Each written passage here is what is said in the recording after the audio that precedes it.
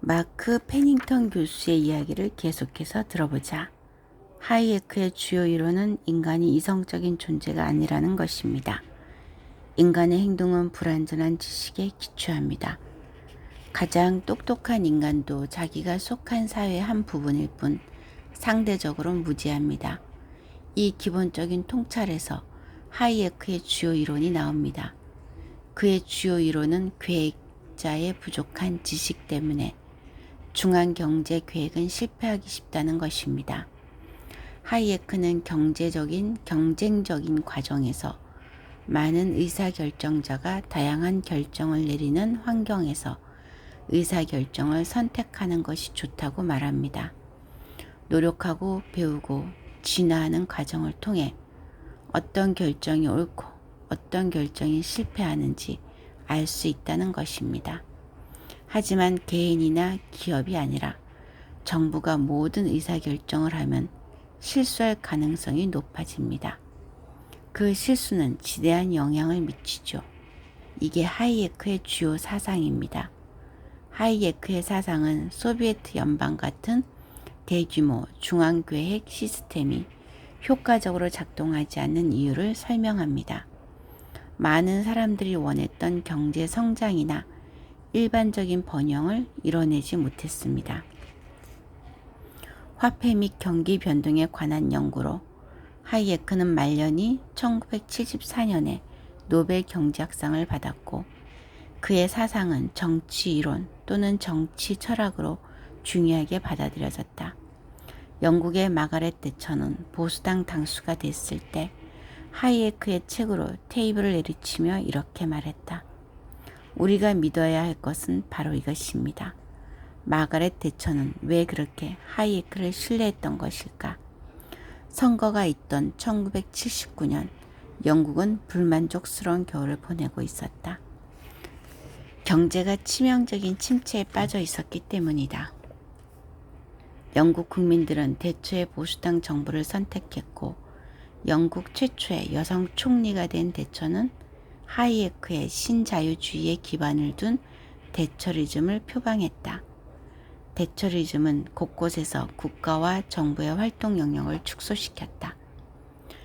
그간 국가에 의해서 운영되던 상당수의 국영기업을 민영화했고 복지를 위한 공공지출을 삭감했다. 또한 기업의 자유로운 활동을 보장하고 이에 방해가 될 수 있는 노동조합의 활동을 규제한 것이다. 이러한 대처리즘의 표방으로 아담 스미스의 자유시장 경제 체제가 다시 부활하기 시작했고 이른바 신자유주의 시대의 막이 올랐다. 로버트 스키델스키 월익대 명예교수의 이야기를 들어보자. 케인스주의 학자들은 인플레이션에 대한 좋은 이론이 없었어요. 한편으로 인플레이션은 계속해서 높아졌죠. 화폐 발행과 관리의 중요성을 무시했는지도 모르죠. 이를 경제에서는 수요 과잉이라고 해요. 이를 바로잡는 방법이 밀턴 프리드만에 의해서 제안됩니다. 1968년에 있었던 그의 유명한 강의에서 통화를 과도하게 생산하면 인플레이션이 온다. 케인스가 요구한 수준보다 고용을 줄여야 한다고 주장하죠. 케인스주의가 큰 정부를 만든다는 인식이 높았어요. 정부에서 계속해서 정부가 커지는 거죠. 하이에크가 예견한 것 중 하나예요. 케인스 시절의 정부 성장은 꽤 규모가 컸어요. 케인스 이전 시대의 정부는 많아야 국가 수입의 20%를 사용했어요. 하지만 케인스 시절에는 30%, 40%, 50%까지 계속해서 올라갔고 스웨덴은 70%까지 올라간 적이 있었어요. 고통스러워도 시장의 힘을 믿어라. 미국도 상황은 마찬가지였다. 1979년 2차 오일 쇼크가 발생하자 규제 철폐가 시작됐지만 침체는 계속됐다. 케인스가 가르쳐준 대로 했지만 별 효과가 없었던 것이다. 미국은 대처와 노선이 같은 레이건을 대통령으로 선출했고 레이건은 하이테크와 같은 시장주의자인 시카고 학파 밀턴 프리드만의 이론을 기반으로 레이거노믹스를 시행했다. 주요 내용은 건실한 금융, 규제 철폐, 적정한 세율, 제한적인 정부 지출 등이었다. 하지만 체제를 바꾸는 건 쉽지 않았고 금방 좋은 결과도 나오지 않았다. 고통은 3년이나 계속됐고 국민들의 분노는 커져만 갔다. 결국 수백만 명의 미국인들이 큰 어려움을 겪어야 했다. 그러던 중 영국은 포클랜드 전쟁을 일으켜 승리했고 이것이 결정적인 반전의 계기가 되었다. 살아남은 대처 정부는 그때까지 성과를 내지 못한 정책을 계속할 수 있었고 드디어 경제가 다시 성장하기 시작했다. 영국 경제연구소 교육 담당 이사 스티브 데이비드의 이야기이다. 하이에크는 세계가 움직이는 방식에 대한 중요한 통찰력을 보여줬습니다. 하이에크의 이론은 케인스 모델보다 다양하고 폭넓고 더 정확합니다. 한편 1980년대 들어와 공산주의 세계에서는 소련이 리더십을 잃어가면서 경제 위기 해결책이 마르크스주의가 아닌 시장에 있을지도 모른다는 생각이 고개를 들었다. 좀처럼 나아지지 않는 경제 사정으로 공산주의 체제는 점차 무너져갔고 1991년 12월 25일 소비에트 연방이 해체되고 말았다. 이렇게 공산주의가 무너진 것은 무엇보다 성장이 한계에 다다랐기 때문이다. 공업 분야에서 성장이 멈추자 소비재가 부족했고 농업에서 성장이 멈추자 곡물이 부족했다. 먹을 것과 쓸 것이 부족한 사회가 되자 국민들의 불만은 지속적으로 높아졌고 낙후된 공산품 때문에 국가 경쟁력을 잃은 것은 물론이고 국제 수지도 계속해서 악화되기만 했다. 그동안 세계를 양분했던 공산주의와 자본주의 대결에서 자본주의가 최종 승리를 거둔 것이다. 이에 대초의 영향력은 더욱 막강해졌다. 이때부터 복지보다 성장을, 정부의 역할보다 시장의 역할을 더욱 중요하게 여기는 신자유주의가 지구촌 경제를 휩쓸었다. 미국과 영국은 세계화를 주장하며 세계 여러 나라에 시장 개방에 압력을 넣기 시작했다. 자유시장, 자유무역이라는 논리가 더욱 득세하게 된 것이다. 하이에크의 말을 들어봐. 하이에크 커밍. 스태그플레이션 들어봤니? 스테이크가 아니라 인플레이션에다 불안까지 온 거야. 낯선 괴물처럼 세상을 괴롭혔지. 세상을 구할 자 하이에크. 정부 믿다 큰 코 다쳐. 무능정부, 부패정부. 투자 너무 많아. 소비 너무 많아. 빚도 너무 많아. 고통스러워도 그냥 놔둬야 돼. 보이지 않는 손이 조종해야 돼.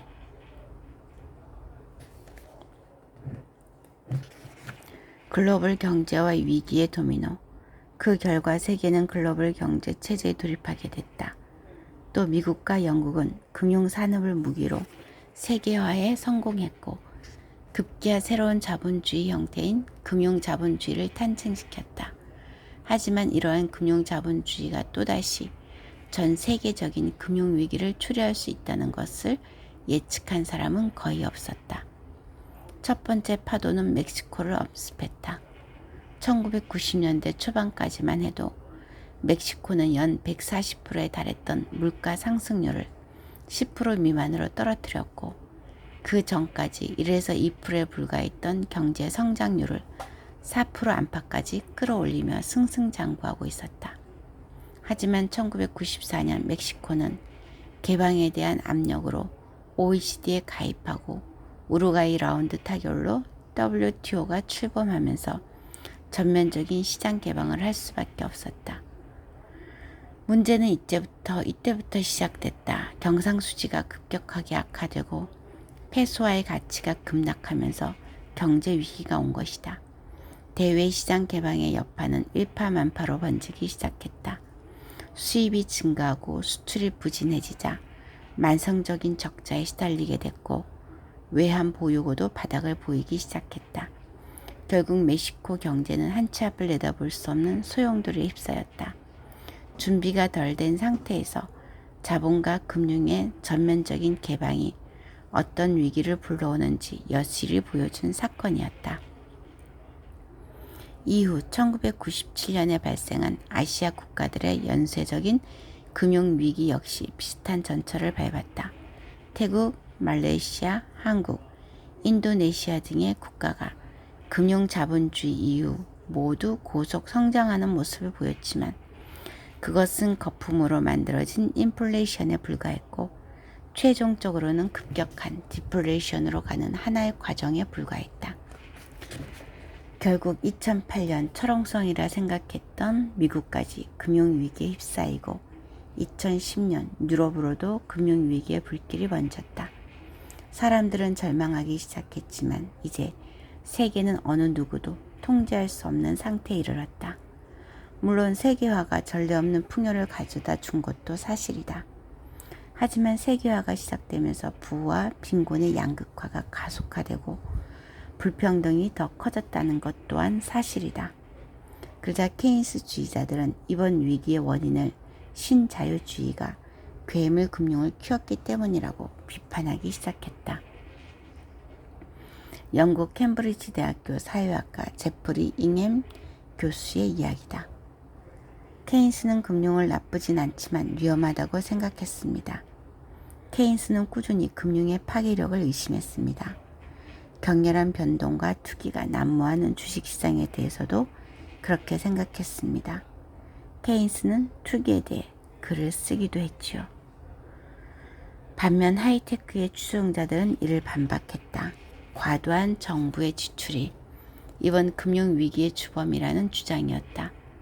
자유시장이 아니라 정부의 잘못된 정책과 시장을 조작하려는 정치적인 힘이 원인이 되었다는 이야기다. 영국 경제연구소 스티브 데이비드 교육 담당 이사의 이야기다. 저는 자유시장이 아니라 정부의 잘못된 정책과 시장을 조작하려는 정치적인 힘이 원인이라고 반박합니다. 1930년대 대공황이나 지금 우리가 겪고 있는 금융위기도 마찬가지입니다. 이러한 양측의 비판과 논박이 모두 다 정확하다고 볼 순 없다. 어떤 면에서는 정확한 현실을 반영하고 있지만 또 다른 한편으로는 현실에 대한 정확한 진단과 대책을 내놓지 못하고 있기 때문이다. 결국 케인스주의와 하이에크주의는 지금도 첨예하게 대립하고 있는 것이 사실이다. 문제는 신자유주의가 지금과 같은 소득의 양극화를 낳고 삶의 불안 요소를 양산한 것만큼은 사실이라는 점이다. 일자리, 주거, 교육, 보육과 의료, 노후 문제는 과거보다 훨씬 더 심각하게 문제가 되고 있다. 특히 양극화로 인해 가계부채가 증가되고 있는 상황은 매우 우려스럽다. 한국의 가처분 소득 대비 가계부채 비율은 2013년 8월 현재 164%로 일본의 132%, 미국의 120%보다 훨씬 높다. 가계부채 규모도 2012년 말 기준 1,099조에 달한다고 한다. 가계부채 때문에 부담이 생기니 소비가 위축되는 현상이 발생한다. 이는 전형적인 디스플레이션이라고 할 수 있다. 만약 이를 방치했다가는 일본의 잃어버린 20년과 같은 성장 없는 장기 침체를 경험할 수도 있다고 전문가들은 말한다. 이제 우리는 케인스와 하이에크를 넘어서는 또 다른 대안이 필요하다. 복지 자본주의를 다시 생각한다. 국가는 무엇을 해야 하는가? 모두가 잘 살게 될 거라는 아담 스미스의 예언도 틀렸고 혁명이 일어나 자본주의가 무너질 것이라는 칼 마르크스의 예언도 틀렸다. 정부가 규제해야 한다는 케인스도 시장을 믿어야 한다는 하이에크도 이제 더 이상 해결책을 주지 못하고 있다. 모두들 심혈을 기울여 자본주의를 변화시킬 대안을 내놓았지만 여전히 자본주의는 온갖 문제점을 가지고 있다. 인류의 역사 500만 년을 하루 24시간을 환산했을 때 자본주의가 출현한 시간은 23시 59분 56초. 문제가 있다고 해서 다시 봉건제로 돌아갈 순 없다. 이제 유일한 대안은 자본주의를 수정하고 변화시키면서 모두가 함께 잘 살 수 있는 자본주의를 만들어 가야 한다는 것이다. 국민 소득이 오르면 내 소득도 오른다? 행복이란 250여 년의 자본주의를 살아온 우리는 더 행복해졌을까? 21세기 자본주의를 살아가는 우리에게 행복이란 무엇일까? 세계적인 석학들은 행복을 과연 무엇이라고 생각할까? 먼저 그들의 이야기를 들어보자. 행복은 어느 사회에서나 같습니다. 자신이 스스로 결정을 내리는 기회입니다. 맞아. 행복이란 에릭 메스킨 2007년 노벨 경제학상 수상자, 미국 프리스턴 대학교 사회학과 교수. 행복이란 사람들의 삶이 계속 더 좋아지는 겁니다. 로즈 로엔스타인, 미국 저널리스트, 전 월스트리트 저널 기자. 자본주의 사회에서 행복이란 즐기기에 충분한 돈을 벌 수 있는 행운을 누리는 것입니다. 리처드 탈러, 미국 시카고 대학 경제학과 교수, 너치의 저자. 행복은 좋은 삶을 사는 것입니다. 자신이 믿는 가치에 따라 살 수 있죠. 돈과는 상관없습니다. 데이비드 K. 존스턴, 미국 저널리스트. 자본주의가 위대한 이유는 개인에 맞게 행복을 추구할 수 있다는 점입니다. 스티븐 랜드버그, 미국 로체스터 대학교 경제학과 교수.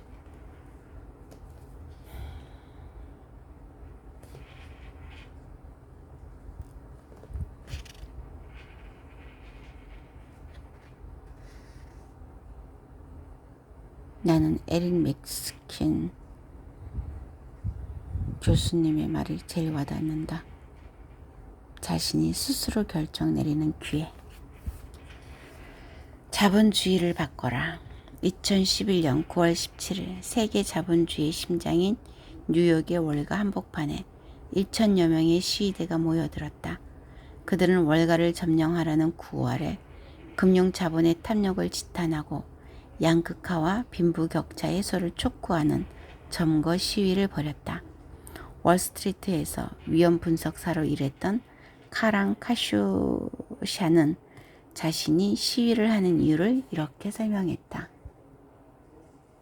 이건 제가 살고 싶은 사회가 아니에요. 제가 원하는 사회는 모두가 여유로운 사회죠.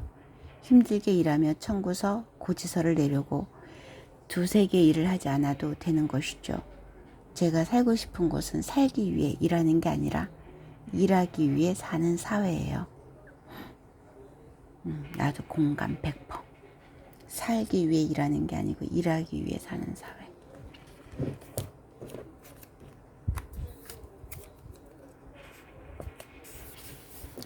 이러한 대중들의 분노는 사실 애초에 자본주의 탄생에서부터 잉태된 것이라고 볼 수 있다. 실업, 빈부격차, 불평등, 그리고 탐욕스럽게 변해버린 금융자본. 이 모두가 마르크스, 케인스, 하이에크 등이 예견하고 문제를 즉시 해결하기 위해 노력했던 문제들이다. 하지만 우리가 사는 금융자본주의는 결코 행복해 보이지 않는다. 행복하기는커녕 수많은 사람들을 파산시키며 분노로 몰아가고 있다. 그리고 그 위기는 결코 끝나지 않을 것처럼 보이는 것도 사실이다. 전문가들은 자본주의의 현 단계에 대해서 다음과 같이 평가하고 있다. 자본주의는 가난한 사람들 양산하는 시스템을 만들었습니다. 근로자를 양산하는 시스템이 아니라요. 라구람 라자, 미국 시카고 대학교 경영대학원 교수. 2003년 피셔 블랙상 선정, 2011년 영국 이코노미스트 선정 가장 영향력 있는 경제학자 1위. 저서 폴트라인 시장 경제의 미래. 월스트리트 시위는 금융위기에 대한 자연스러운 반응입니다. 실업률이 9%에 달하는 심각한 위기가 일어났는데 그 누구도 벌을 받지 않았다는 것이 문제죠. 아무도 교수형을 당하지 않았습니다. 장기간 감옥에 들어간 사람이 한 명도 없어요. 닐 포커스 미국 하버드 대학 역사학과 교수. 저서 현금의 지배, 금융의 지배. 중요한 점은 금융계의 도덕성 결여입니다.